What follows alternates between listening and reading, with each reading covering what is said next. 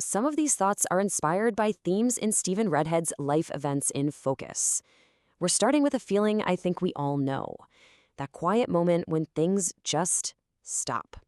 There's no big crash, no dramatic event. It's more like a stall. The energy that was pushing you forward just kind of vanishes, and you're left wondering what happened. It can be so subtle you barely notice it at first. A plan you had, a project you were excited about, a big dream, it just loses steam. And the thing is, you can't point to one single reason why. There's no obvious mistake. The forward motion just fades away. It's not like our intentions shatter into a million pieces. It's usually much quieter than that. They dissolve.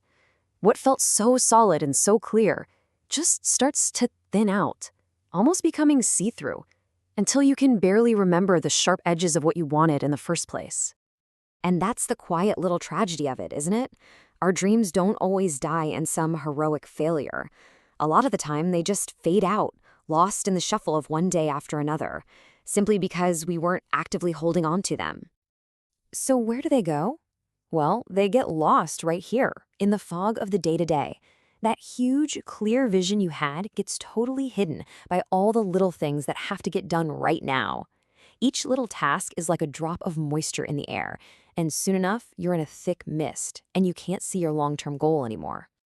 And after a while, that mist starts to feel heavy. That's the weight of the everyday.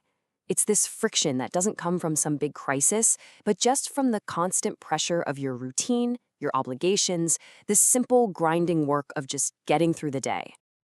When your entire world shrinks down to just making it to the end of the day, making a big, thoughtful decision about the future feels like an impossible luxury. Your main goal is just survival, and when you're in that mode, the space for clear-headed, long-term thinking just disappears. And I think so many of us have been there. You're so busy just trying to stay afloat that the future feels like some abstract idea, some faraway place you don't even have a map for. Your only thought is, don't sink. And from that perspective, it's pretty hard to see anything else on the horizon. But here's the funny thing. We keep moving.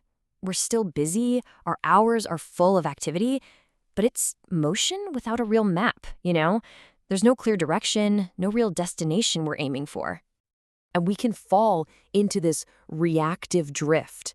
We're not really shaping our lives anymore. We're just responding to whatever happens. The day becomes a long chain of reactions instead of a series of choices we've made. It really feels like you're just a passenger, being carried along by currents you have absolutely no control over. Your life starts to feel less like a story you're writing and more like a bunch of random scenes that don't quite connect. And slowly, this weird sort of detachment can set in.